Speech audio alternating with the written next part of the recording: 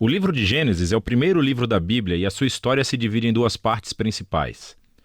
Os capítulos de 1 a 11 contam a história de Deus e do mundo inteiro. Depois temos os capítulos de 12 a 50 que realçam a história entre Deus e apenas um homem, Abraão, e a sua família. Essas duas partes estão conectadas por uma história que começa no capítulo 12. Esse esboço nos dá uma ideia de como entender a mensagem do livro como um todo e como ela apresenta a história da Bíblia inteira. O livro começa com Deus tomando a desordem e a escuridão descritas na segunda frase da Bíblia. E disso Deus traz a ordem, a beleza e a bondade. Ele cria um mundo onde a vida pode florescer. Deus faz essas criaturas chamadas humanos, ou Adam em hebraico.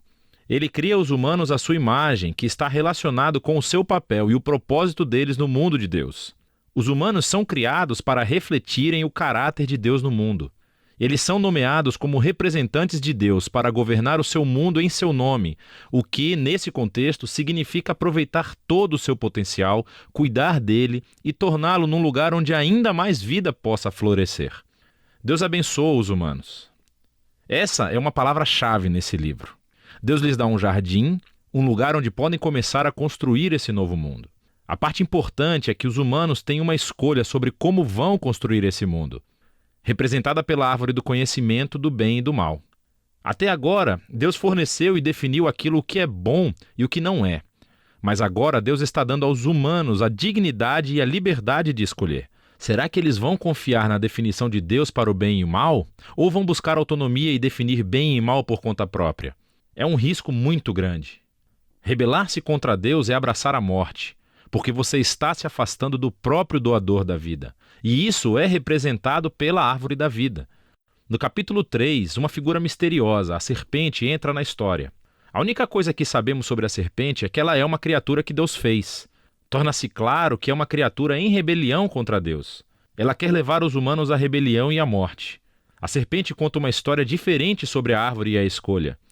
Ela diz que buscar conhecimento sobre o bem e o mal não trará a morte, mas sim irá garantir a vida e se tornarão como Deus. Agora, isso é uma ironia trágica porque sabemos que os humanos já são como Deus. Foram feitos para refletir a imagem de Deus. Em vez de confiar em Deus, os humanos buscam a própria autonomia. Eles escolhem o conhecimento do bem e do mal para si e, instantaneamente, toda a história fica fora de controle. A primeira perda acontece nas relações humanas. E, de repente, o homem e a mulher entendem o quão são vulneráveis. Eles não podem nem confiar um no outro. Eles fazem roupas e se escondem um do outro. A segunda perda acontece na intimidade entre Deus e os humanos. Eles correm e se escondem de Deus. Quando Deus os encontra, eles começam um jogo de culpar um ao outro sobre quem iniciou essa rebelião. E nesse momento a história para.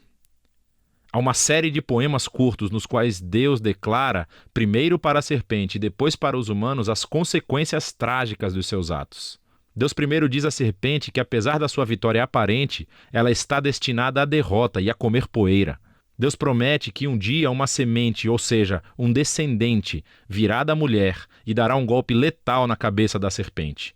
O que parece uma ótima notícia, mas essa vitória terá um custo, pois a serpente também dará um golpe letal no calcanhar do descendente, enquanto está sendo esmagada. A promessa desse guerreiro ferido é misteriosa. Mas no fluxo da história até então, você vê isso como um ato de graça de Deus. Os humanos acabaram de se rebelar. E o que Deus faz? Ele promete resgatá-los. Mas isso não elimina as consequências das decisões do ser humano. Deus informa que agora os aspectos da sua vida conjunta, tanto na vida em casa como no trabalho, serão cheios de tristeza e dor por causa da sua rebeldia, o que levará à morte.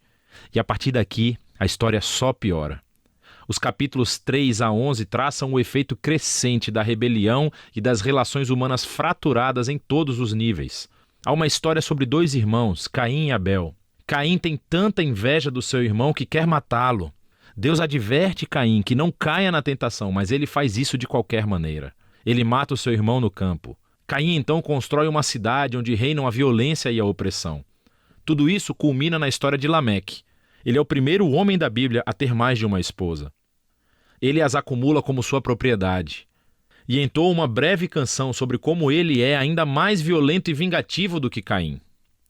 Depois disso, temos uma história estranha sobre os filhos de Deus, que poderia se referir a seres angelicais do mal ou aos antigos reis que alegavam descender dos deuses. Como Lameque, eles adquiriram tantas esposas quanto quiseram e geraram os Nefilim, grandes guerreiros dos tempos antigos. Qualquer que seja a interpretação correta, o ponto principal é que os humanos estão construindo reinos que enchem o mundo de Deus com violência e ainda mais corrupção. Em resposta a essa corrupção, sabemos que Deus está profundamente triste. A humanidade está destruindo o seu belo mundo e se destruindo uns aos outros. Então, num ato ímpeto de proteção da bondade que existe no seu mundo, Deus limpa a maldade humana com um grande dilúvio. Mas existe um humano inocente a quem ele protege, Noé, e toda a sua família. Ele nomeia Noé como um novo Adão. Ele repete a bênção divina e envia Noé pelo mundo afora. Mais uma vez, temos grandes expectativas, mas Noé falha, também num jardim. Ele vai e planta uma vinha e fica bêbado até perder os sentidos. Então, um de seus filhos, Cam, faz algo vergonhoso ao seu pai na tenda. Aqui temos o nosso novo Adão, nu e envergonhado, justamente como o primeiro. E novamente tudo piora. O que leva à fundação da cidade da Babilônia. As pessoas da antiga Mesopotâmia se reúnem em torno de uma nova tecnologia, o tijolo. Elas podem construir cidades e torres mais altas, bem mais rápido do que qualquer outro povo. Eles querem construir um novo tipo de torre que chegue até os deuses para tornar os seus nomes famosos. É uma imagem da rebelião e arrogância humana. É a rebelião do jardim, dessa vez amplificada. Deus humilha o seu orgulho e os dispersa. Essas são histórias diversas, mas você pode ver que todas exploram o mesmo princípio básico. Deus continua dando aos humanos a chance de fazer a coisa certa com o seu mundo, e os humanos continuam a destruí-lo. Essas histórias afirmam que nós vivemos num mundo bom, que tornamos mal, e escolhemos definir o bem e o mal por conta própria. Todos nós contribuímos para esse mundo de relacionamentos rompidos, levado ao conflito e à violência e, finalmente, à morte. Mas há esperança. Deus prometeu que um dia um descendente viria, o guerreiro ferido, que derrotará a raiz do mal. Apesar da maldade humana, Deus está decidido a abençoar e a salvar o seu povo.